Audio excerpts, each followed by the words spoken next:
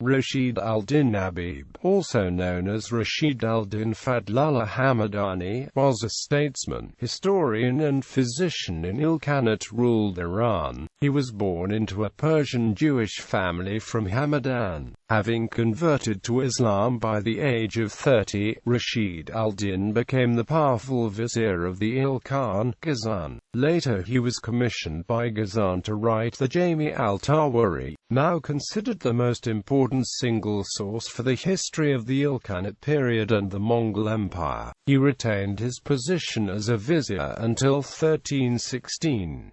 After being charged with poisoning the Ilkhanate king al-Dīn, he was executed in 1318. Historian Maurice Rashidi calls Rashid-al-Din arguably the most distinguished figure in Persia during Mongolian rule. He was a prolific author and established the Rashidi academic foundation in Ṭabīb. Biography. Rashid-al-Din was born into a Persian Jewish family in Hamadan, now in Hamadan province.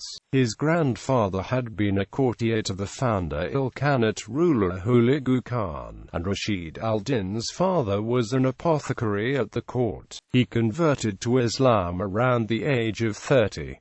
Rashid was trained as a physician and started service under Hulagu's son, Abaka Khan. He rose to become the Grand Vizier of the Ilkhanate court at Sultaniya, near Kazvin. He served as vizier and physician under the Ilkhanate emperors Ghazan and al-Dīn before falling to court intrigues during the reign of Abu Sa'id Jahad Khan, whose ministers had him killed at the age of 70. His son, Ghazan-Later ibn Rashid-al-Din, briefly served as vizier after him. Jāmiʿ al-Tawārīkh. The Jāmiʿ al-Tawārīkh compendium of chronicles was commissioned by Ghazan and initially was a history of the Mongols and the dynasty, but gradually expanded to include the entire history since the time of Adam to Rashid-al-Din's time. Rashid was assisted by Faḍlullāh, a Mongol nobleman who was the emissary of the great Khan to the Ilkhanate court. Faḍlullāh provided him with much background about Mongol history, especially about the Borjigin clan. The compendium was completed between 1307 and 1316, during the reign of al-Dīn. Calligraphy workshop, Rabbi Rashidi. The work was executed at the elaborate scriptorium Rabbi Rashidi at Kazvin, where a large team of calligraphers and illustrators were employed to produce lavishly illustrated books. These books could also be copied, while preserving accuracy, using a printing process imported from China. The work was at the time of completion, c. 1307, of monumental size. Several sections have not survived or been discovered. Portions of the Jāmiʿ al-Tawārīkh survive in lavishly illustrated manuscripts, believed to have been produced during his lifetime and perhaps under his direct supervision at the Rabbi Rashidi workshop. Historiographical significance. Volumes 1 and 2 of the Jāmiʿ al-Tawārīkh have survived and are of great importance for the study of the Ilkhanate. Volume 1 contains the history of the Turkish and Mongol tribes, including the tribal legends, genealogies, myths and the history of the Mongol conquests from the time of Genghis Khan to the end of the reign of Ghazan Khan, while Volume 2 describes the history of all the peoples with whom the Mongols had fought or with whom they had exchanged embassies. In his narration down to the reign of Mongol Khan, al-Tawārīkh was Rashid-al-Din's main source. However, he also utilized numerous now-lost Far Eastern and other sources. The Jāmiʿ al-Tawārīkh is perhaps the single most comprehensive Persian source on the Mongol period. For the period of Genghis Khan, his sources included the now-lost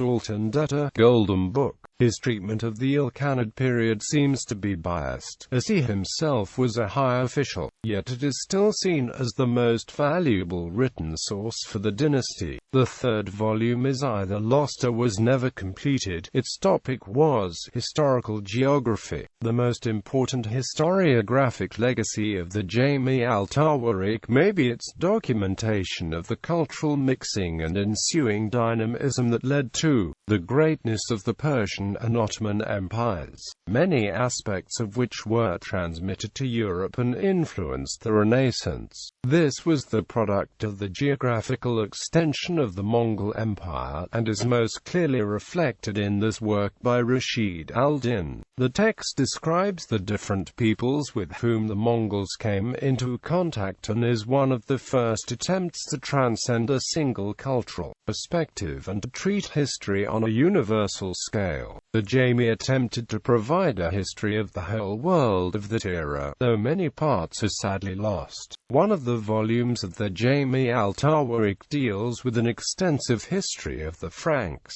possibly based on information from Europeans working under the Ilkhanates such as Isa the Pisan of the Dominican Friar, which is a generally consistent description with many details on Europe's political organization. The use of Mappi Mundi by Italian mariners and regnal chronology is derived from the Chronicle of Martin of Opava. Book transmission, printing and translation. Rashid-al-Din also collected all of his compositions into a single volume, entitled Jāmiʿ al-Tasnīf al-Rashidi, complete with maps and illustrations. He even had some of his shorter works on medicine and government translated into Chinese. Anyone who wished was given access to his works and encouraged to copy them. In order to facilitate this, he set aside a fund to pay for the annual transcription of 2 complete manuscripts of his works, one in Arabic and one in Persian. The printing process used at the workshop has been described by Rashid-al-Din, and bears very strong resemblance to the processes used in the large printing ventures in China under Feng Dao. When any book was desired, a copy was made by a skillful calligrapher on tablets and carefully corrected by proofreaders whose names were inscribed on the back of the tablets. The letters were then cut out by expert engravers, and all pages of the books consecutively numbered. When completed, the tablets were placed in sealed bags to be kept by reliable persons, and if anyone wanted a copy of the book, he paid the charges fixed by the government. The tablets were then taken out of the bags and imposed on leaves of paper to obtain the printed sheets as desired. In this way, alterations could not be made and documents could be faithfully transmitted. Under this system he had copies made, lent them to friends, and urged them to transcribe them and return the originals. He had Arabic translations made of those works he composed in Persian, and Persian translations of works composed in Arabic. When the translations had been prepared, he deposited them in the mosque library of the Rabbi Rashidi. Authorship and plagiarism accusations. The authorship of the Jāmiʿ al-Tawārīkh has been questioned on several grounds. Abu al-Qasim Kashani, who read the most important text and contemporary source on al-Tawārīkh, maintained that he himself was the true author of the Jāmiʿ al-Tawārīkh, for which Rashid-al-Din had stolen not only the credit but also the very considerable financial rewards. According to Encyclopedia Irānica, while there is little reason to doubt Rashid-al-Din's overall authorship of the Jāmiʿ al-Tawārīkh, the work has generally been considered a collective effort, partly carried out by research assistants. Kashani may have been one of those assistants. Some also contended that it was a translation of a Mongol original.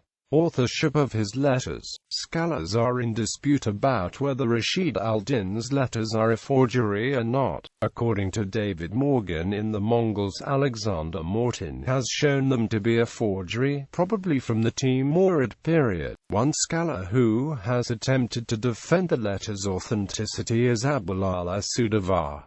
Pahlavi poems. There are some Pahlavi used by him apparently in his native dialect.